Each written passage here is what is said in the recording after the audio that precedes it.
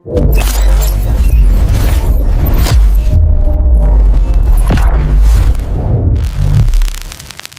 Hello दोस्तों, कैसे हैं आप सब। तो पिछली वीडियो में हमने देखा था फ्लोट के बारे में, डिस्प्ले इनलाइन के बारे में हमने समझा था कि अगर हम फ्लोट लगा देते हैं तो वो जो एरिया होता है उस मतलब पेरेंट्स के अंदर, जो मेन पेरेंट डिव होती है उसके अंदर क्या प्रॉब्लम हो जाती है ना। तो एक ऑप्शन तो मैंने ये बताया था आपको कि आप उसे डिस्प्ले इनलाइन करके कर सकते हैं ना, डिस्प्ले इनलाइन लगा के, ठीक है।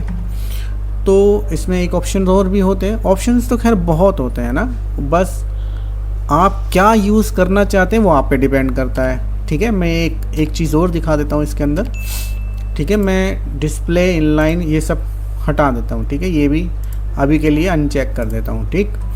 अब देखिए वही सब चीज़ हो गई सेम पहले जैसी है ना जो मैंने बताई थी। अब देखिए इसने अपना एरिया फिर से खो दिया। अब जैसे इसमें बॉटम से देंगे तो टॉप से भी सरक गया, ठीक है। चलिए, तो इसको इसका एक दूसरा तरीका और भी होता है, ठीक है। यहाँ पे हम लिखेंगे आफ्टर और यहाँ लिखेंगे बिफोर, ठीक है। इसको कहते हैं क्लियर करना है ना, सेक्शन को क्लियर करना है ना। ओके, उसमें एक डिव हो, दो डिव हो, चाहे उसमें फ्लोट लग रहे हो, कितने ही फ्लोट लग रहे हो, तो वो उसको क्या कहते हैं, उसको आफ्टर बिफोर से हम क्लियर करते हैं, ठीक। अब यहाँ पे हम लिखेंगे कंटेंट,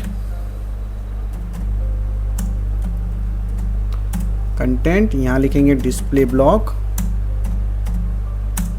ओवरफ्लो हिडन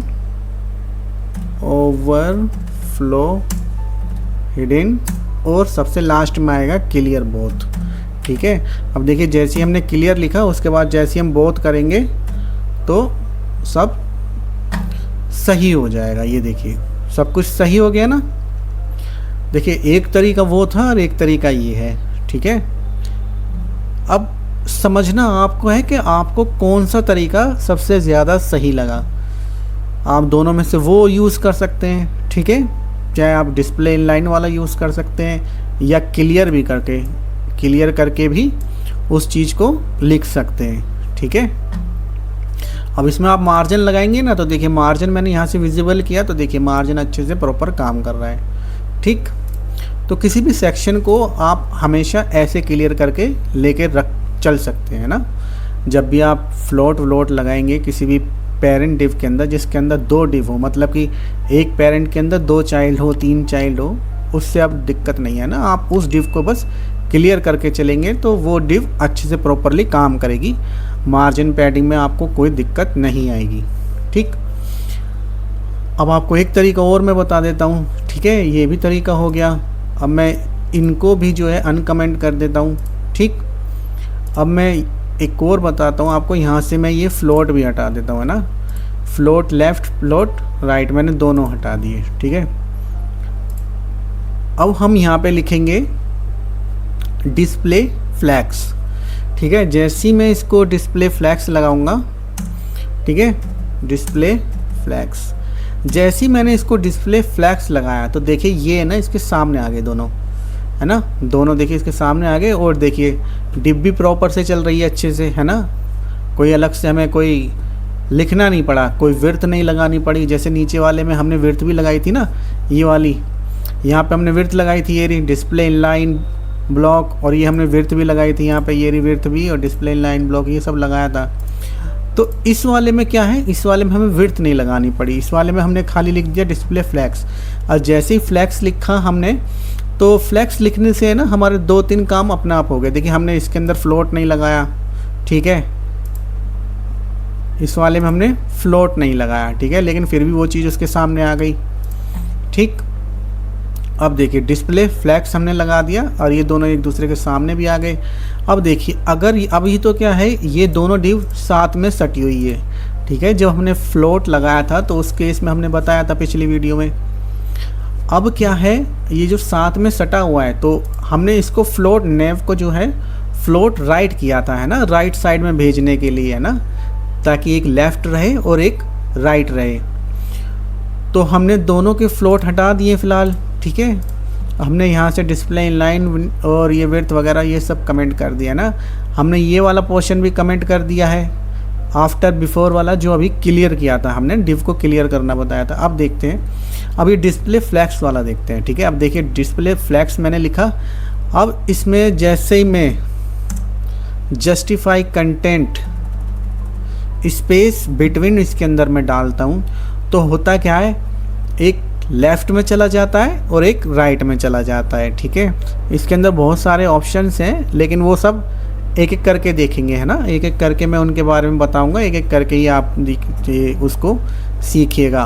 क्या है ना, सेक्शन वाइज हम चलेंगे, जहाँ जिसकी ज़रूरत होगी ना मैं उसी चीज़ को वहाँ यूज़ करूँगा और उसी हिसाब से आप भी उसको समझना है ना। ठीक है, अब जस्टिफाई कंटेंट क्या काम कर रहा है, जस्टिफाई कंटेंट क्या है, उनको बरोबर बरोबर भेज दे रहा है ना, एक को लेफ़्ट में भेज दे रहा है, एक को राइट में भेज दे रहा है। ठीक है, ये देखिए दोनों को इसने दूर दूर भेज दिया, एक को लेफ्ट में भेज दिया, एक को राइट में भेज दिया। Justify content space, justify content space between से। ठीक है, अब ये देखिए ये दूर दूर हो गए।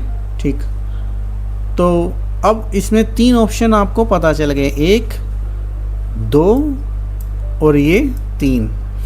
अब ये आप पे डिपेंड करता है कि आप इन तीनों में से कौन सा ऑप्शंस यूज़ करते हैं अपने डिज़ाइन के लिए। अगर मैं आपको सही बताऊं ना, जो सही, अगर मैं आपको सही बताऊं तो मेरे हिसाब से ना आप डिस्प्ले फ्लैक्स ही यूज़ करना। ठीक है, मैं खुद डिस्प्ले फ्लैक्स ही यूज़ करता हूं। ऐसा नहीं है ये दो ऑप्शंस जो हैं वो सब ख़राब है, ख़राब कुछ नहीं है ना। ये अपने ऊपर सिर्फ डिपेंड करता है कि हम कौन सी चीज़ अच्छे से यूज़ कर सकते हैं, जिसमें ईज़िली हमारा काम फटाफट, जो हमारा हाथ जिसमें तेज चल सके, है ना, चीज़ें कम लिखनी पड़े, कोड थोड़ा सा कम हो जाए। अब देखिए क्लियर वाले में हमें कितनी सारी चीज़ें लिखनी पड़ी, आफ्टर बिफोर करके लिखना पड़ा, कंटेंट ओवरफ्लो ये सब हमें अलग से लगाने पड़े। अब डिस्प्ले इनर वाले में भी देखिए वहाँ डिस्प्ले इनलाइन ब्लॉक हमने लगाया, विड्थ भी लगाई, है ना, ये 2 चीज़ें और ऐड की थी हमने। फिर उसके बाद फ्लोट भी हमने लगाया था इधर से उधर करने के लिए। लेकिन यहाँ क्या है, डिस्प्ले फ्लैक्स में सिर्फ ये 2 चीज़ें हमने करी और हमारा काम बन गया ना। हमारा देखिए ब्लॉक भी बढ़िया से काम कर रहा है, बता रहा है वो सेक्शन कि हाँ जी हम इतने तक हैं, 1200 पिक्सल में पूरे में कवर हमारा हुआ पड़ा है। लेफ़्ट राइट भी दोनों तरीके से काम कर रहे हैं, दोनों में से हमने किसी में भी ना लेफ़्ट लिखा है ना राइट लिखा है, ना फ्लोट लेफ़्ट ना फ्लोट राइट। ठीक है, ये कुछ भी नहीं लिखा और हमारा काम आसानी से होगा। ठीक है, तो हम इसको कॉपी कर लेते हैं, कॉपी करके हम इसको यहाँ रख लेंगे अपनी इस डिव में। इसको कंट्रोल एस करते हैं, कंट्रोल एस करने के बाद यहाँ रिफ़्रेश कर लेते हैं। ठीक है, तो तीनों चीज़ें आपको पता चल गई है, आप जो चाहें वो यूज़ कर सकते हैं। ठीक है, अब हम बढ़ते हैं आगे की तरफ। अब देखिए वही एक चीज़, अब यहाँ पर क्या काम करते हैं, हम HTML में चलते हैं और वहाँ से है ना पहले ये कंटेनर हटा देते हैं। ठीक है, क्योंकि अब हमें इस कंटेनर की ज़रूरत नहीं है, हमने तो सिर्फ सीखने के पर्पज़ से इसको लगाया था, है ना। हम यहाँ पे सिर्फ UL ही रहने देंगे, क्योंकि यहाँ सिर्फ ज़रूरत जो है वो UL की ही है ना, और किसी चीज़ की ज़रूरत नहीं है यहाँ पे। ठीक है, चलिए अब हम इस नैव पे चलते हैं। नैव पे चलने के बाद अब हम इसको किस तरीके से लेंगे, नेस्टेड ग्रिड करके, है ना। नेस्टेड ग्रिड क्या है, ग्रुप बना के चलेंगे बाद में, मतलब पहले नेस्टेड ग्रिड देख लेते हैं फिर बाद में ग्रुप। ठीक है, अब जैसे कि नेव लिखा, नेव के बाद UL के बाद LI। ठीक है, इस तरीके से हम चलेंगे, पेरेंट को पकड़ेंगे, फिर उसके बाद चाइल्ड को पकड़ेंगे, अगर ज़रूरत पड़ी तो उसके भी चाइल्ड को पकड़ेंगे, और फिर ज़रूरत पड़ी तो उसके भी चाइल्ड को पकड़ेंगे, है ना। इस तरीके से चलेंगे हम, है ना, नेस्टेड ग्रिड बनाते हुए। ठीक, तो अभी क्या है, अभी हमें चाहिए नेव। ठीक, तो यहाँ पर आए, नेव किया हमने सेलेक्ट, उसके बाद UL। ठीक, अब देखिए अब हम क्या काम करेंगे, अब अभी क्या है, ये सारी की सारी मेन्यू है ना नीचे गिरी हुई है। अब ये नीचे गिरी हुई है, अब हम चाहते हैं कि ये सब की सब एक दूसरे के सामने आ जाए। तो एक दूसरे के सामने ये कैसे आएंगी, एक दूसरे के सामने ये कैसे आएंगी, तो हमें क्या लगाना होगा, हमारे पास ऑप्शन है, हम फ्लोट लेफ़्ट लगा सकते हैं। देखिए फ्लोट लेफ़्ट, इसमें नहीं, फ्लोट लेफ़्ट दरअसल इसमें लगेगा, है ना, LI में लगेगा, यहाँ लगेगा फ्लोट लेफ़्ट। ठीक है, ये देखिए LI में जो है फ्लोट लेफ़्ट लग गया। ठीक, अब लेकिन यही चीज़ दूसरे तरीके से भी हो सकती थी। ठीक है, जैसे कि हम UL है ना, अब मैं इसको कमेंट कर देता हूँ LI को। ठीक, अब ये UL है, UL पे यहाँ पर हम क्या लिखेंगे, डिस्प्ले फ्लैक्स। ठीक है, देखिए दो एक ही चीज़ लगाने के दो अलग अलग तरीके। ठीक है, LI पे लगाया हमने फ्लोट लेफ़्ट, ठीक, और UL पे लगाया हमने डिस्प्ले फ्लैक्स, है ना, दो चीज़ें, दो तरीके और अलग अलग काम। ठीक है, एक फ्लैक्स से और एक फ्लोट लेफ़्ट से। ठीक है, जो भी आपको सही लगे आप उससे कीजिएगा। फ्लोट लेफ़्ट भी लगा सकते हैं, फ्लोट लेफ़्ट भी बुरा नहीं है। ठीक है, डिस्प्ले फ्लैक्स भी लगा सकते हैं, वो भी बुरा नहीं है, लेकिन मैं चाहूँगा आप डिस्प्ले फ्लैक्स को ही यूज़ करें। ठीक है, अब उसके बाद हमें ये बुलेट जो है नेविगेशन की, अब ये देख रहे हैं आप डॉटेड, ये बुलेट आ रही है। बुलेट क्यों आ रही है, क्योंकि हमने एक अनऑर्डर लिस्ट को है ना ले रखा है ना, एक UL ले रखा है। जब भी हम UL लेते हैं तो उसमें बुलेट जो है वो बाय डिफ़ॉल्ट जो है लग कर आती है। ठीक है, वो बुलेट को हम हटाते हैं, उसके लिए हम लिखेंगे लिस्ट स्टाइल नन। हम जैसे लिस्ट स्टाइल नन लिखेंगे तो जो बुलेट है ना वो हट जाएगी। ठीक है, अब देखिए UL क्या है, हमेशा बाय डिफ़ॉल्ट है ना पैडिंग और मार्जिन लेता ही लेता है। ठीक है, हमेशा ही लेता है UL पैडिंग और मार्जिन। ठीक है, उसके लिए आप या तो बाय डिफ़ॉल्ट उसको सेट कर सकते हैं पहले से ही UL के लिए आप लिख दीजिए, उसको आप डायरेक्ट लिख सकते हैं ना, UL का डायरेक्ट UL को पकड़ के आप डायरेक्ट लिख दीजिए कि मार्जिन पैडिंग और लिस्ट स्टाइल नन उसकी 0 होगी। ठीक है, इससे आपको दिक्कत नहीं होगी कभी, मतलब ये क्या है, एक यूनिवर्सल एक बार आप लिख देंगे, ग्लोबल लिख देंगे, उसको बार बार उसको है ना लिखने की ज़रूरत नहीं पड़ेगी, क्योंकि वेबसाइट के अंदर कई बार आपको UL यूज़ करना पड़ेगा, बार बार आप उसके अंदर की बुलेट हटाएंगे, पैडिंग 0 करेंगे, मार्जिन 0 करेंगे, तो उससे अच्छा क्या है कि आप एक ही बार उसको लिख दीजिए, बार बार की दिक्कत ख़त्म हो जाएगी। ठीक है, तो यहाँ पर डायरेक्ट लिख देते हैं लिस्ट स्टाइल नन।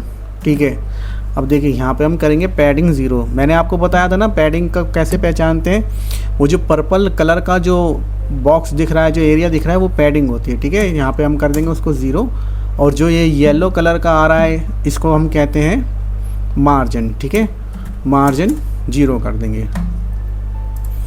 हम इसको अपनी फाइल में रख लेते हैं, यहाँ पे स्टाइल शीट के अंदर। ठीक, यहाँ स्टाइल शीट में हमने इसको रख लिया। ठीक, हमें ये डिस्प्ले फ्लैक्स भी रख लेते हैं, यहाँ से जो है लिस्ट जो है वो हम हटा देते हैं ना, क्योंकि हमने डायरेक्ट लिख दी लिस्ट स्टाइल, अब हमने डायरेक्ट यहाँ पे लिख दिया है, तो अब हम इस वाले UL पे से उसको हटा देते हैं। ठीक है, अब यहाँ पर सिर्फ हम डिस्प्ले फ्लैक्स लिखा रहने देंगे। ठीक है, अब यहाँ पर डिस्प्ले फ्लैक्स लिख दिया। अब डिस्प्ले फ्लैक्स लिखने के बाद अब हम LI पे आएंगे, और LI पे हमें क्या करना है, अब हम चाहते हैं कि इन सब के बीच में ना स्पेस आए थोड़ा थोड़ा। तो लास्ट टाइम मैंने अभी जो बताया था आपको, किसी भी डिव के लिए, किसी भी ब्लॉक को स्पेस देने के लिए मार्जिन का यूज़ होता है। ठीक है, अब देखिए ये क्या है, ये LI भी है ना अपने में ही एक एक ब्लॉक है। ठीक है, तो अब इनको दूर तो करना पड़ेगा, है ना, तो दूर कैसे करेंगे, इन सब के लिए हमें मार्जिन देना होगा। ठीक है, मार्जिन। ठीक है, और ये मैंने आपको बताया था, देखिए 4 क्लॉक होती है। ठीक है, ये क्लॉक वाइज ही चलती है। ठीक है, 4 क्लॉक होती है। देखिए ये जो होती है फर्स्ट टॉप, ठीक है, ये देखिए टॉप, राइट, बॉटम और ये लेफ़्ट। ठीक है, लेकिन हमें सारी नहीं चाहिए। ठीक है ना, हमें जो है ये नहीं चाहिए, कौन सी, ये राइट वाली, हमें राइट वाली नहीं चाहिए। ठीक है, हमें बॉटम वाली भी नहीं चाहिए, और हमें टॉप वाले भी नहीं चाहिए। ठीक है, हमें सिर्फ यही चाहिए एक, ठीक, लेफ़्ट वाली। तो हम इसे डायरेक्ट लेफ़्ट से भी कर सकते हैं और इस तरह से भी लिख सकते थे। कोई बात नहीं, हम जैसे अभी हमने जैसे लिखा है वो भी सही है, उसको ही हम यूज़ करेंगे, ठीक है। हमें जितना स्पेस चाहिए एल के बीच में उतना स्पेस हम यहाँ से बना देंगे, ठीक है, मार्जिन देके, ठीक। उसके बाद हम इसको कॉपी करेंगे, कॉपी करने के बाद अपने इस कोड में रख लेंगे, ठीक है। कोड में जाने के बाद कंट्रोल एस करना ना भूलें बिल्कुल भी। आप जो भी एडिटर यूज़ करते हैं आप उस एडिटर को यूज़ कीजिएगा। ऐसा नहीं है कि मैं नोटपैड यूज़ कर रहा हूँ तो आप भी नोटपैड ही यूज़ करेंगे, जो आपको सही लगे वो आप यूज़ कीजिएगा। नोटपैड मैं इसलिए यूज़ करता हूँ कि नोटपैड है ना बहुत लाइट होता है, बहुत हल्का होता है, बहुत जल्दी ओपन हो जाता है, बहुत अच्छे से वर्क करता है, इसलिए मैं उसको यूज़ करता हूँ, ठीक है। अब आगे बढ़ते हैं। अब हमने इस पूरे सेक्शन को कॉपी कर लिया, ठीक है, यहाँ वहाँ से कॉपी करके और यहाँ पे पेस्ट कर लिया हमने, ठीक है। अब यहाँ पे एंकर ऐड कर देते हैं। देखिए अब ये क्या बन गया, अभी सबसे पहले क्या आ रहा है, पहले आ रही है डिव नेव, ठीक है, उसके बाद आ रही है यूएल, फिर एक एलआई, फिर एलआई के अंदर क्या आ रहा है, एंकर, ठीक है। मैं आपको यहाँ दिखाता हूँ, ये देखिए कैसे बना ये। एक ये डिव बनी, फिर उसके अंदर हमें यूएल लिया, फिर यूएल के बाद एलआई ली और एलआई के बाद हमने एंकर कर दिया। देखिए ये एक चीज़ याद रखिएगा, जब तक जो टैग होते हैं है ना, जैसे कि यूएल है, एलआई है, ये डायरेक्ट ऐसे ही लिखते हैं जैसे मैंने अभी लिखा है। नेव के पास डॉट इसलिए लगी हुई है क्योंकि वो क्लास है ना, और यूएल कोई क्लास नहीं है, ठीक है। यूएल कोई क्लास नहीं है, एलआई कोई क्लास नहीं है, ठीक है, वो टैग है उसके अंदर के, ठीक है। ये नेव इसलिए है, इसमें डॉट इसलिए लग रहा है क्योंकि वो क्लास है ना। अगर आप चाहते हैं कि यूएल पे भी कुछ डॉट लिख कर आए तो आप यहाँ पर इसके अंदर भी एक क्लास लगा सकते हैं, ठीक है। मैं यहीं से आपको ऐड करके दिखाता हूँ, ठीक है। मैं यहाँ पर जोड़ देता हूँ टेस्ट, ठीक है। मैंने टेस्ट नाम की क्लास इसके अंदर ऐड कर दी, ये देखिए, ठीक। अब आप इसको बनाएंगे ना तो देखिए कैसे बनेगा, ये हो गया नेव, ठीक। अब ये देखिए, अब ये क्लास बन के आ रही है और यहाँ हम लिखेंगे यूएल, ठीक है, एलआई और उसके अंदर एंकर, ठीक है। मेरे हिसाब से आपको इतनी चीज़ समझ आ गई होगी कि जब डॉट लगती है तो क्लास के लिए और आईडी लगती है, ठीक है। मैं आपको आईडी के लिए भी बताता हूँ, मैंने आईडी के लिए शायद अभी तक आपको बताया नहीं है। ये देखिए जो आईडी है ना उसके लिए हैश लगता है, ठीक है। आईडी के लिए डॉट नहीं लगती, आईडी के लिए लगता है हैश। देखिए जब आप डिप सेलेक्ट करेंगे, डिप पे जाएंगे और जैसे इस प्लस वाले पे क्लिक करेंगे तो देखिए क्लास के लिए क्या आया था, डॉट, और आईडी के लिए क्या आया है, हैश, ठीक है। जब भी आप आईडी यूज़ करेंगे तो यहाँ पर जब उसके लिए CSS लिखेंगे तो वहाँ पर आएगा हैश। अब मैं देखिए अगर इसको कुछ भी स्टाइल दूंगा तो वर्क करेगी अच्छे से, ठीक है। मैं बैकग्राउंड येलो कर देता हूँ, येलो, ठीक है। ये देखिए मैं जो चीज़ दूंगा वो चीज़ अच्छे से वर्क करेगी, ठीक है। तो याद रखिएगा कि क्लास जो है वो डॉट और आईडी जो है वो हैश, ठीक है। ये दोनों इस तरीके से वर्क करती हैं, क्लास में लगता है डॉट और आईडी में लगता है हैश, अच्छे से याद रखिएगा, ठीक है। अब क्या है, अब इस मेन्यू को हम डिज़ाइन करते हैं ना। अब चीज़ें धीरे धीरे आगे बढ़ती जाएंगी, जैसे जैसे चीज़ें आगे बढ़ती चली जाएंगी ना वैसे वैसे ये हमारा हेडर भी डिज़ाइन हो जाएगा, ठीक है। कलर, ठीक है, हमें अपनी मेन्यू को डिज़ाइन करने के लिए कलर देना होगा। कलर अभी क्या है, ये ब्लू आ रहा है तो जाहिर सी बात है हमें कुछ ना कुछ तो कलर चेंज करना पड़ेगा ना। हमें ब्लू तो चाहिए नहीं, क्योंकि ये ब्लू जो आ रहा है और ये जो अंडरलाइन आ रही है ना बाय डिफ़ॉल्ट है ना लग के ही आती है, ठीक है। तो कलर हम कर देंगे यहाँ पे ब्लैक। आप डायरेक्ट ब्लैक भी लिख सकते हैं इंग्लिश में, और इस CSS का अपना एक कोड भी होता है 000, ठीक है। वैसे तो 6 डिजिट का कोड होता है, 3 0 आप और लगाएंगे, 1 2 3, ठीक है, तो भी वर्क करेगा। लेकिन 7 भी लगा देंगे तो नहीं वर्क करेगा, क्योंकि 6 तक ही होती है ना, इसकी जो वैल्यू होती है वो 6 तक ही होती है। या तो 3 में काम करेगी या 6 में काम करेगी, 4 में भी काम नहीं करेगी, ठीक है। इस चीज़ को आप याद रखिएगा कि 3 में या 6 में काम करेगी। मैं हमेशा 3 ही लिखता हूँ, मैं कभी 6 तक जाता ही नहीं। 6 में जब जाता हूँ जब कोई अलग कोड होता है, जैसे कोई पर्टिकुलर अलग सा कोई कोड है तो वो उठा के रखना ही पड़ता है, क्योंकि कुछ कोड ऐसे होते हैं ना, ये तो नॉर्मल कोड है तो चल जाते हैं, कुछ डिफरेंट टाइप के कोड होते हैं जिनके लिए पूरा ही कोड लिखना पड़ता है, 6 डिजिट वाला, है ना। अब यहाँ पे हम लिखेंगे, ये जो अंडरलाइन है ये हमें हटानी है ना, तो यहाँ पे हम लिखेंगे टेक्स्ट डेकोरेशन नन, ठीक है। अब जो टेक्स्ट की जो डेकोरेशन हो रही थी ना अंडरलाइन वाली, वो हमने हटा दी। वो कैसे हटाई?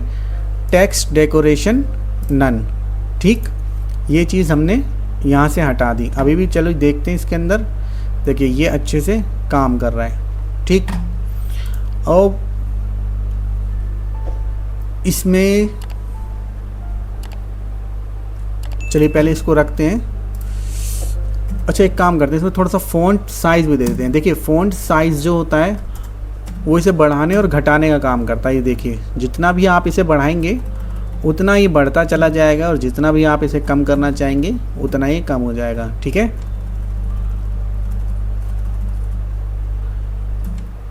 अभी हम जो है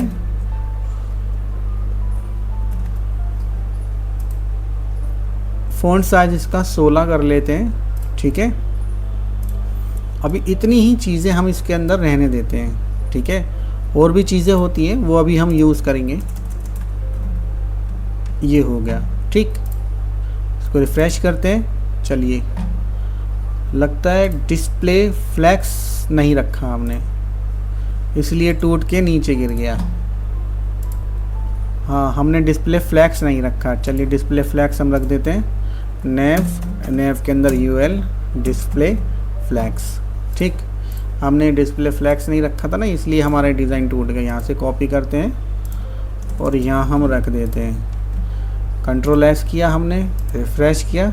चलिए ये हो गया, ठीक। अब देखिए जब हम ये एंकर बनाते हैं ना, देखिए इसको है ना मेन्यू कहते हैं ना, नेविगेशन मेन्यू। इसको याद रखिएगा, हेडर की जो मेन्यू होती है ना उसको नेविगेशन मेन्यू कहते हैं। ये मेन्यू हेडर में भी होती है और फुटर में भी होती है, लेकिन ऐसा ज़रूरी नहीं है कि जो मेन्यू हेडर में आ रही है वही फुटर में भी आए। कभी कभी है ना चेंज भी हो जाती है, ठीक। तो आप याद रखिएगा इसको क्या कहते हैं, मेन्यू, है ना। अब इसमें हम होवर इफ़ेक्ट लगाएंगे अब, है ना। अब देखिए हमने इस पूरे सेक्शन को, इस पूरे ग्रुप को कॉपी किया, यहाँ पे हमने पेस्ट कर दिया। अब यहाँ पर हम लिखेंगे होवर, ठीक है। कोलन, एंकर के बाद हमने कोलन लगाया, ठीक है, डबल डॉट का, और उसके बाद हमने होवर लिखा, ठीक है। अब जैसे में उसके बाद हम एंटर करते हैं। अब इसमें हम कुछ भी चीज़ लिखेंगे होवर के लिए तो वो काम करेगी, ठीक है। जैसे कि मान लीजिए अगर मैंने यहाँ पे बैकग्राउंड रेड कर दिया, तो देखिए जैसे ही मैं अपना कर्सर लेके जाऊँगा ना मेन्यू पे, तो उसके पीछे एक बैकग्राउंड आ जाएगा लाल रंग का। ये देखिए, ठीक है, ये देखिए लाल रंग का बैकग्राउंड आ गया, ठीक। ये बैकग्राउंड आ गया लाल रंग का। अब लाल रंग के बैकग्राउंड के साथ अब आप चाहते हैं कि उसका कलर भी चेंज हो, ठीक है। तो उसके कलर के लिए मैं यहाँ पे कलर कर देता हूँ वाइट, ठीक है। मैंने वाइट, अब मैंने क्या काम करा, मैं जैसे ही इस पर होवर करूँगा एंकर पे, तो उसका बैकग्राउंड जो है ना वो वाइट हो जाए और कलर जो है वो बैकग्राउंड जो है रेड हो जाए, कलर जो है वाइट हो जाए, ठीक है। ये देखिए,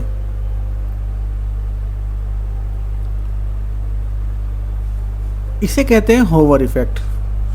देखिए क्या है ना, अभी कुछ चीज़ें मैं ऊपर नीचे कर जाता हूँ बोलने में, तो जैसे कि मैंने बताया था आपको पहली वीडियो में ही कि ज़्यादा आदत तो है नहीं माइक पे बोलने की, और शायद धीरे धीरे ये सब चीज़ें ठीक होती चली जाएं। तो देखिए ये मैंने होवर इफेक्ट इस पे लगाया है, तो अब ये होवर इफेक्ट अच्छे से काम कर रहा है, ठीक है। लेकिन हमें बैकग्राउंड नहीं चाहिए, हम सिर्फ चाहते हैं कि हमें कलर ही चाहिए, है ना। तो हम इसमें कोई भी कलर दे सकते हैं। आप यहीं पे हम इसी को ही रेड कर देते हैं, ठीक है। हम कलर को ही रेड करते हैं कि होवर पे ने कलर रेड होना चाहिए, देखिए, ठीक है। ये देखिए होवर पे कलर जो है वो रेड हो रहा है, ठीक। हम इसमें एक और चीज़ भी कर सकते हैं, हम चाहते हैं कि होवर पे ओपासिटी, ठीक है, एक ओपेसिटी होती है, ओपेसिटी का मतलब किसी भी चीज़ को दिखाना या ना दिखाना। अब देखिए अगर मैं यहाँ पे 0 कर देता हूँ, ठीक है, मैंने क्या काम किया, उसको 0 कर दिया, ओपेसिटी 0, किस पे, होवर पे। तो जैसे ही मैं इस पे लेके जाऊँगा तो वो देखिए दिखेगा नहीं, बंद हो जाएगा दिखना, ठीक है। वो देखिए दिख नहीं रहा है ना, ये देखिए वो दिख नहीं रहा है, ठीक। मैं यहाँ पर लगाऊंगा ओपेसिटी 0 तो सारे के सारे जो है वो छुप जाएंगे। वो है तो सही लेकिन वो दिखेंगे नहीं। देखिए कर्सर बन रहा है उन पे लेकिन वो दिखेंगे नहीं। लिंक भी बन रहा है, देखिए मैं जब होवर करूँगा ना तो यहाँ पे देखिएगा, यहाँ पे लिंक जनरेट होता है ना, यहाँ पे लिंक बनता है। देखिए ये देखिए वहाँ बन गया होम, देखिए वहाँ लिंक बन रहा है ना। मतलब वो है तो सही पर दिख नहीं रहा है ना, क्योंकि हमने उसकी ओपेसिटी 0 कर दी है, ठीक। तो ओपेसिटी हम हटा देते हैं, हमें ओपेसिटी नहीं चाहिए, हमें सिर्फ जितना चाहिए था उतना हमारा काम बन गया है, ठीक है। हम सिर्फ इतना ही लेते हैं, इसको कॉपी कर लेते हैं, कॉपी करके यहाँ रख देते हैं।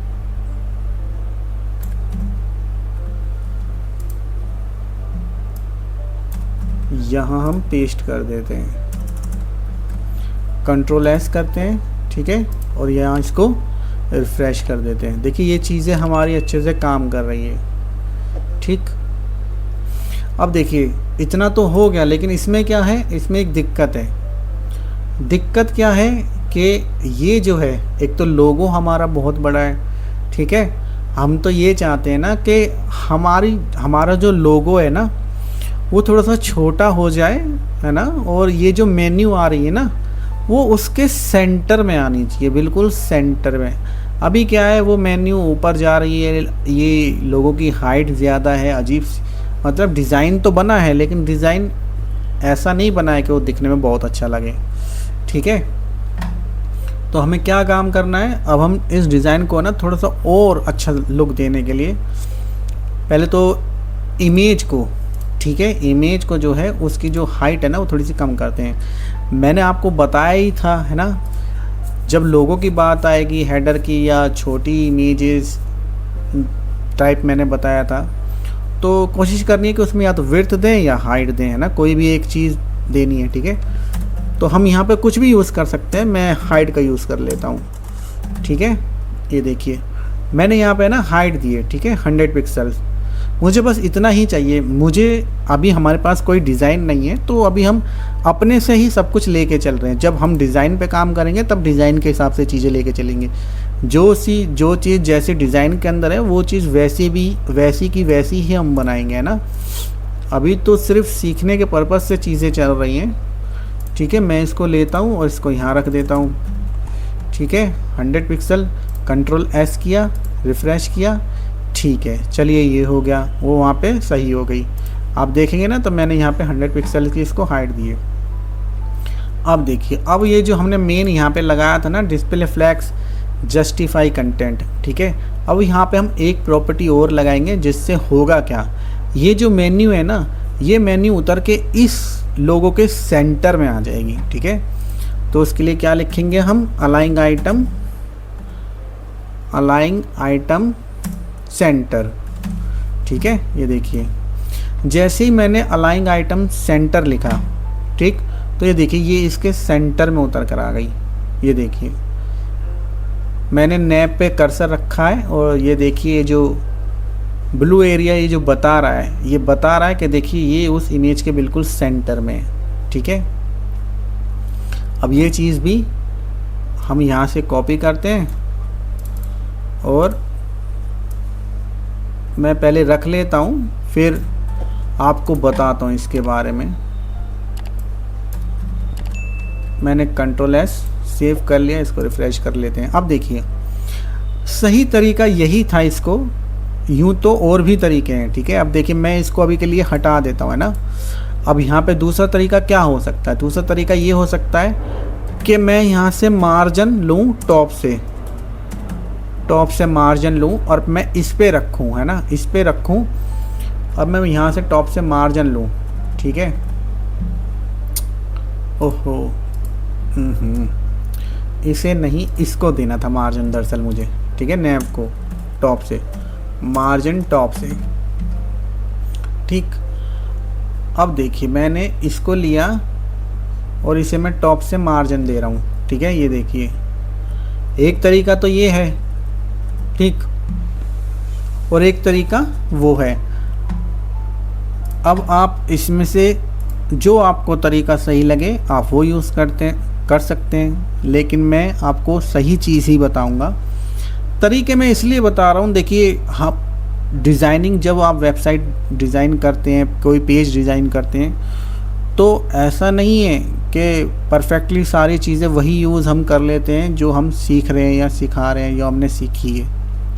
ऐसा नहीं है कि मैंने डिस्प्ले फ्लैक्स बता दिया, अलाइंग आइटम सेंटर बता दिया तो यहाँ अलाइंग आइटम सेंटर ही लगाना है। कभी कभी चीज़ें इतनी टिपिकल भी हो जाती हैं कि हमें ना चाहते हुए भी वहाँ पे मार्जिन ही लगाना पड़ता है ना। कभी कभी डिज़ाइन इतने टफ भी हो जाते हैं कि जहाँ जो चीज़ लगनी चाहिए ना, हम उस चीज़ को ना यूज़ करके किसी और चीज़ को हम यूज़ करते हैं, ठीक है। सिचुएशन ऐसी बन जाती है कभी कभी, है ना, हर बार नहीं, कभी कभी। तो ये सब चीज़ें पता होनी चाहिए, ठीक है। एक तरीका ये हो गया, ठीक है। उसके बाद अब एक और तरीका मैं आपको बताता हूँ। देखिए हम यहाँ पर लगाएंगे पोजीशन रिलेटिव, ठीक है। जब हम इस डिप पे पोजीशन रिलेटिव लगा देंगे तो इसमें प्रॉपर्टी होती है टॉप, ठीक है। तो हम इसको टॉप से जैसे ही 40 पिक्सल करेंगे तो भी ये नीचे आ जाएगा, ठीक है। ये मार्जिन से भी आ रहा था, और देखिए जैसे ही हमने इसको पोजीशन रिलेटिव किया और इसको टॉप से 40 पिक्सल दिए तो भी ये नीचे आ गया, ठीक। लेकिन ये जो टॉप से 40 पिक्सल है ना, ये तभी काम कर रहे हैं जब तक इस पे ऊपर ये जो प्रॉपर्टी है ना पोजीशन रिलेटिव, ये लिखी हुई है। बिना इसके ये काम नहीं करेगा। जैसे ही मैं इसको हटाऊंगा तो ये वापसी ऊपर की तरफ चला जाएगा, है ना। मैंने आपको मार्जिन वाला तरीका ही बताया, ठीक है। पोजीशन वाला तरीका भी मैंने आपको बता दिया, ठीक है। आपको जो सही लगे आप वो यूज़ कर सकते हैं। इसमें ऐसा नहीं है कि मार्जिन ही दिया है, आप यहाँ में पैडिंग भी यूज़ कर सकते हैं। देखिए मैंने पैडिंग के लिए भी आपको बताया था कि वो अंदर की तरफ जो है स्पेस बनाती है ना, मार्जिन बाहर की तरफ और पैडिंग अंदर की तरफ। आप यहाँ पे पैडिंग टॉप से 40 पिक्सल भी लिख सकते हैं, है ना। तीनों ऑप्शन है आपके पास, बल्कि 4 ऑप्शन है।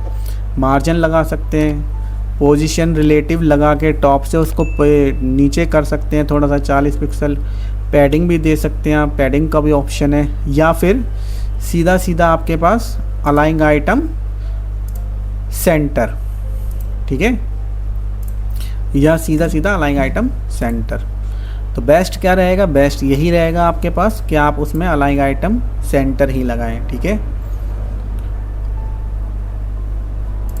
ये चीज़ हो गया, मेन्यू हो गया, ठीक है। मेन्यू पे हमने होवर इफ़ेक्ट भी लगा लिया।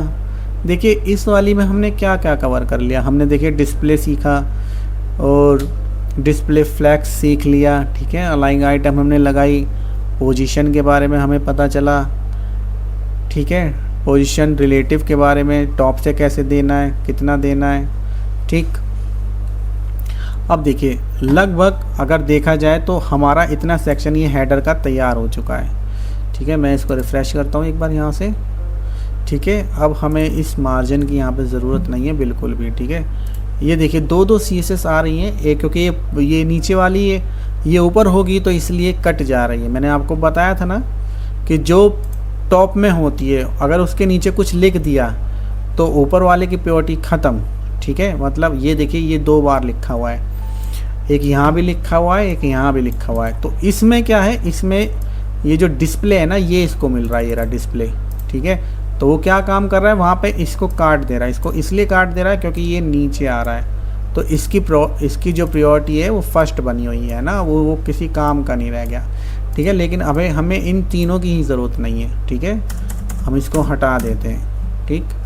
Ctrl+S करते हैं और यहाँ पे रिफ़्रेश करते हैं, ठीक। अभी क्या है, हमारा जो ये बॉर्डर है वो वाइट आ रहा है, मतलब पीछे का जो बैकग्राउंड है वो वाइट आ रहा है। तो अगर हमें पीछे बैकग्राउंड देना है तो हम यहाँ पे कोई बैकग्राउंड भी दे सकते हैं। देखिए यहाँ पे प्री डिफाइन ये बैकग्राउंड होते हैं, ठीक है, क्योंकि वाइट तो अच्छा लगेगा नहीं किसी भी हाल में, हमें कुछ ना कुछ चाहिए ही होगा, कोई ना कोई बैकग्राउंड चाहिए होगा। तो एक काम करते हैं, हम फाइल में चलते हैं और फाइल में चल के ना एक इमेज लगाते हैं, है ना, थोड़ा सा लुक एंड फील जो है चेंज करते हैं इसका, फिर आगे बढ़ते हैं। हम फाइल में आते हैं, ठीक है, यहाँ पे हम फाइल में आए, यहाँ पे ठीक है, हेडर में, ठीक है, ये हमने हेडर लिख लिया, ठीक। अब हेडर के बाद अब एक सेक्शन और बनाते हैं, हम बनाएंगे मेन के नाम से, ठीक है, मेन, ठीक है, मेन के नाम से।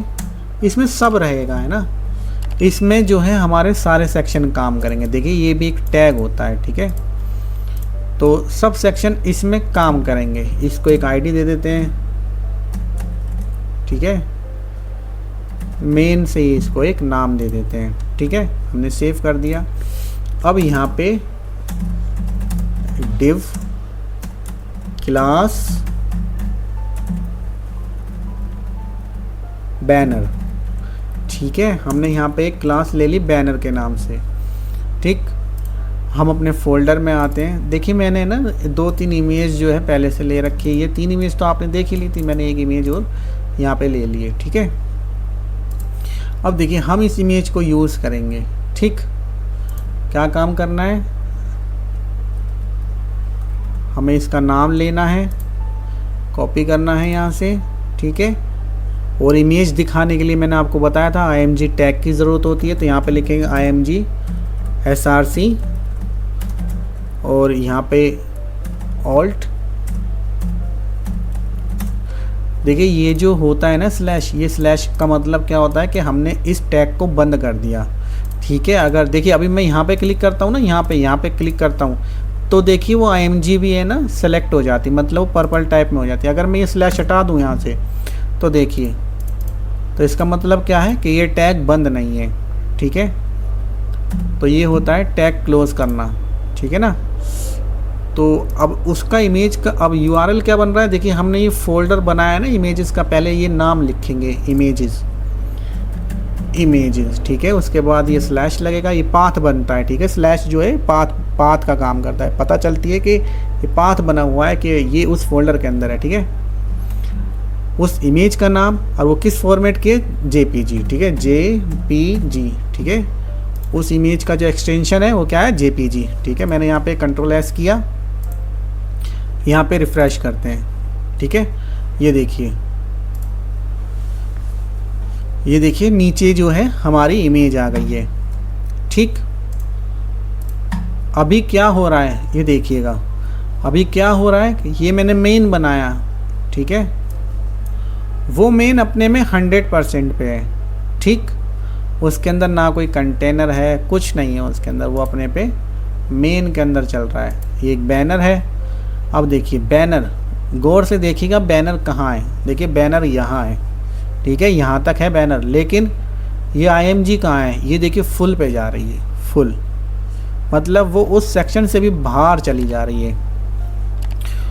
वो क्यों जा रही है, क्योंकि वो इमेज बहुत बड़ी है ना, काफ़ी बड़ी वो इमेज है, उसकी जो विड्थ है वो काफ़ी बड़ी है, ठीक है, इसलिए वो बाहर जा रही है उस वाले सेक्शन से। अब इसको सही कैसे करना है, देखिए इसको सही ऐसे करना है कि हमें ना ये जो img होती है, ठीक है, उसमें एक मैक्सिमम विड्थ सेट कर देंगे 100%, ठीक है, एक विड्थ जो है सेट कर देंगे 100%। ये आप डिफ़ॉल्ट सेट करके रखिएगा, है ना, img के लिए, ठीक है, कि वो कभी भी उस एरिया से बाहर नहीं जाएगी। अगर कोई बड़ी इमेज डाल देता है एक क्लाइंट, क्या है, जैसे कि अभी मैंने डाली, इसको डालने का मतलब ही यही था कि आपको चीज़ें पता चले, है ना, मैं तो छोटी भी डाल देता, कोई दिक्कत नहीं थी। ये यूज़ की गई है इसलिए ताकि आपको पता चले, ठीक है। देखिए img मैक्सिमम विड्थ 100%, क्या है कि वो जिस भी सेक्शन में रहेगी, जिस भी बॉक्स में रहेगी, वो उसके 100% के हिसाब से चलेगी, चाहे वो कॉलम 10 पिक्सल का हो, 20 पिक्सल का हो, 50 पिक्सल का हो। अब ये देखिए ये जो है, ठीक है, ये इसी के हिसाब से चल रही है, ठीक है ना। अब ये है, ये बंधी हुई नहीं है, ये फुल पे है, इसको हमने बांध के नहीं रख रखा बिल्कुल भी, क्योंकि ये भी 100% पे जा रहा है, ये भी 100% पे, और जाहिर सी बात है फिर इमेज भी 100% पे जाएगी, क्योंकि ऊपर वाले को तो हमने डिफ़ाइन किया हुआ है, ऊपर वाला जो हेडर है उसको तो हमने डिफ़ाइन किया हुआ है, कंटेनर लगा रखा है कि भैया आप 1200 पिक्सल के अंदर बने हुए हो, लेकिन इस बैनर के लिए कोई लिमिट नहीं है, ये 100% पे जाएगा। देखिए अब मैं पहले इस IMG को है ना यहाँ से कॉपी करके रख लेता हूँ, ठीक है, स्टाइल शीट के अंदर, ताकि जब नेक्स्ट पार्ट में हम यूज़ करेंगे तो चीज़ें हमारे पास होनी चाहिए, ठीक है। मैंने उसको रख लिया, Ctrl+S करके सेव किया, यहाँ रिफ़्रेश करते हैं, ठीक है। अब ये देखिएगा मैं माइनस करता हूँ, Ctrl-, ठीक है। अब देखिए अब क्या हो रहा है, ये डिफ़ाइन है फुल विड्थ पे, ये भी डिफ़ाइन है फुल विड्थ पे। अब ये देखिए अब यहाँ पे हुआ क्या है, कंट्रोल, अब यहाँ पर क्या हुआ देखिए, पहले क्या था वो उस सेक्शन से बाहर जा रही थी पूरे तरीके से। मैं अभी आपको पहले ये पूरा हटा देता हूँ ना, तब आपको समझ में आएगा। देखिए पहले क्या था, ये पूरी तरीके से बाहर जा रही थी, ठीक, लेकिन नीचे जो है मैं Ctrl+0 करता हूँ, फिर आपको अच्छे से समझ में आएगा। देखिए अभी क्या है, स्क्रॉल आ रहा है, ठीक है, ये देखिए स्क्रॉल आ रहा है ना, मैंने वो चीज़ हटा दी, मैक्सिमम विड्थ जो मैंने लगाई थी वो हटा दी। अभी क्या है, ये 100, ये फुल पे जा रही है चीज़ें, ठीक है, वो अच्छे से काम कर रही है, ठीक। लेकिन अभी क्या है, ये जो स्क्रॉल आ रहा है ना, ये क्यों आ रहा है, क्योंकि ये इस सेक्शन से बाहर जा रही है। देखिए इस सेक्शन से बाहर जा रही है, माइनस करने पर भी बाहर जा रही है, लेकिन वो एक अलग चीज़ है ना, उसके लिए भी एक अलग से बात अभी हम करते हैं। तो ये क्या है, देखिए बैनर से बाहर जा रही है। अभी ये हमें स्क्रॉल ख़त्म करना है। देखिए ये जब तक ये स्क्रॉल लगा रहेगा, इसका मतलब ये है कि डिज़ाइन ख़राब है, कोई भी चीज़ है वो उस एरिया से, उस सेक्शन से बाहर जा रही है, ठीक है। जब भी आप वेबसाइट बनाएंगे तो हमेशा इस चीज़ का ध्यान रखिएगा कि नीचे ये स्क्रॉल नहीं आना चाहिए बिल्कुल भी, ठीक है। इस स्क्रॉल का मतलब ये है कि कुछ गड़बड़ी है आपके डिज़ाइन में, ठीक। तो देखिए जैसे ही मैं इस मैक्सिमम विड्थ को सेट करता हूँ तो ये डिज़ाइन के नीचे जो स्क्रॉलर आ रहा था ना वो ख़त्म हो जाता है। मतलब क्या है, जो हमने ये जो लिखा है ना बिल्कुल सही लिखा है, और इसका काम यही था, ठीक है। ये हमने बिल्कुल सही चीज़ लिखी है जो कि हमारे सेक्शन के हिसाब से चलनी चाहिए थी। अब देखिए अब जितने हम माइनस पे, देखिए अगर हम प्लस पे, वहाँ पे तो चले गए माइनस, अगर देखिए हम प्लस करते हैं, ठीक है, ऊपर देखिएगा प्लस कर रहा हूँ मैं, तो देखिए इमेज में कोई फ़र्क नहीं पड़ रहा, ठीक है। इमेज सही है, ना कोई ओवर, ना ही कोई स्क्रॉलर आ रहा है, ना ही कुछ, ना ही कोई इमेज कट रही है। लेकिन जैसे मैं माइनस करता हूँ, ठीक है, तो ये इमेज हमें आधी दिखती है, ठीक है। वो दिखनी भी ज़रूरी है, क्योंकि देखिए IMG को हमने मैक्सिमम विड्थ दी है कि उस सेक्शन के हिसाब से, ठीक है। मैक्सिमम विड्थ उसको इसलिए दिया था कि वो उसके हिसाब से रहे, और जाहिर सी बात है वो हमारी PC की जो स्क्रीन है उसके हिसाब से एडजस्टेबल भी है पूरी की पूरी। लेकिन इसको पूरे एरिया पर फैलाने के लिए है ना, जो पूरा मेन एरिया है उसको फैलाने के लिए, उसके लिए हमको इसके लिए विड्थ डिफाइन करनी पड़ेगी, ठीक है। अब जहाँ तक ये एरिया जा रहा है वहाँ तक डिफाइन करने के लिए इसको कुछ ना कुछ तो देना ही पड़ेगा ना, नहीं तो ये कैसे काम करेगी। अब यहाँ पर तो हम डायरेक्ट नहीं लिख सकते, यहाँ पे हम 100% नहीं लिख सकते, ठीक है। ये ग्लोबली सेट किया जाता है कि किसी भी IMG के लिए कम से कम मैक्सिमम विड्थ 100% होनी चाहिए, ठीक है। आप इसको डिफ़ाइन करके रख सकते हैं, लेकिन मैं यहाँ डायरेक्ट विड्थ नहीं डिफ़ाइन कर सकता है ना। विड्थ अगर मैं डायरेक्ट डिफ़ाइन करूँगा तो जितनी भी IMG हैं वो सब पे अप्लाई हो जाएगी, ठीक है। तो हम क्या काम करेंगे, हम इस बैनर की क्लास को यूज़ करेंगे। हम यहाँ पे इस क्लास को लेंगे और यहाँ पे इसकी IMG, ठीक है, और इसको करेंगे विड्थ 100%, ठीक है। अब देखिए हमने इसको पकड़ के यूज़ कर लिया विड्थ 100%। अब क्या है, मैं यहाँ पे सेव कर लेता हूँ इसको। अब देखिए आप यहाँ पे रिफ़्रेश करते हैं। अब आप इसको जितना प्लस जितना माइनस करेंगे ना कुछ फ़र्क नहीं पड़ने वाला, देखिए कुछ भी फ़र्क नहीं पड़ेगा, ठीक। क्योंकि अब उसकी प्रॉपर्टी हमने डिफ़ाइन कर दी है ना कि अब ये उस एरिया के हिसाब से चलेगी जिसके अंदर वो आ रही है ना। IMG जो आ रही है वो एक बैनर वाली क्लास के अंदर आ रही है, ब्लॉक के अंदर, जिसकी कोई विड्थ डिफाइन नहीं है। वो पूरी प्रॉपर्टी लेकर चल रहा है, पूरे स्क्रीन के हिसाब से चल रहा है कि वो छोटी स्क्रीन पे खुलेगा तो भी वैसे ही दिखेगा, बड़ी स्क्रीन पे आएगी तो भी वैसे ही दिखेगा। ठीक है, इतनी चीज़ हमने समझ ली। अब एक काम करते हैं, इस डिज़ाइन को हम और भी बेहतरीन बनाएंगे और बेहतर बनाएंगे। ठीक है, लेकिन अभी के लिए इस वीडियो में इतना बहुत है। और अगर आपको वीडियो में कुछ भी नया सीखने को मिला हो तो वीडियो को लाइक कीजिएगा, चैनल को सब्सक्राइब कीजिएगा। देखिए, मैं बहुत पूरी कोशिश करता हूँ कि मैं आपको अच्छे से अच्छे चीज़ें समझा पाऊँ, बता पाऊँ, सारी चीज़ें जो हैं थोड़ी डिटेल में बताऊँ। देखिए, समझने के लिए बहुत सारी चीज़ें हैं इसके अंदर, बताने के लिए भी बहुत सारी चीज़ें हैं। ठीक है, लेकिन चीज़ें अगर वहीं पता चले जहाँ उसकी ज़रूरत है तो ज़्यादा अच्छा है। मैं नहीं तो मुझे तो थोड़ी सी देर लगेगी, मैं तो ये हेडर पूरा का पूरा ख़त्म कर दूँगा 10 मिनट में, 20 मिनट में, मुझे कोई दिक्कत नहीं। मैं तो 20 मिनट में बनू के ख़त्म कर दूँगा, कह दूँगा हो गया, लेकिन उसका कोई फ़ायदा नहीं है ना।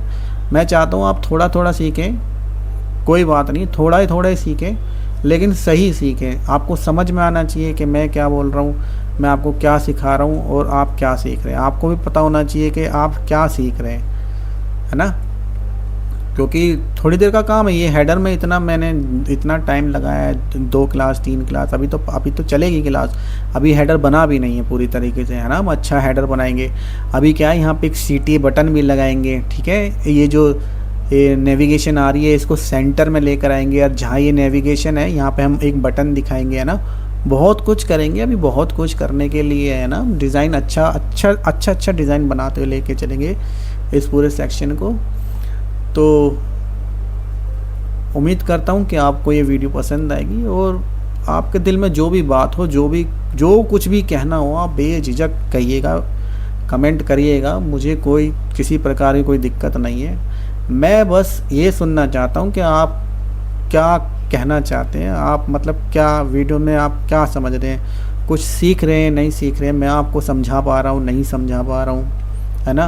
अगर आपको कोई भी चीज़ समझ नहीं आती है तो आप मुझसे कहिए, मैं उस टॉपिक के लिए अगली वीडियो में उस टॉपिक को मतलब मैं ऐड कर लूँगा। ठीक है, उस टॉपिक को मैं आपको अच्छे से डिटेल में बताऊँगा, है ना। तो चलिए मिलते हैं नेक्स्ट वीडियो में।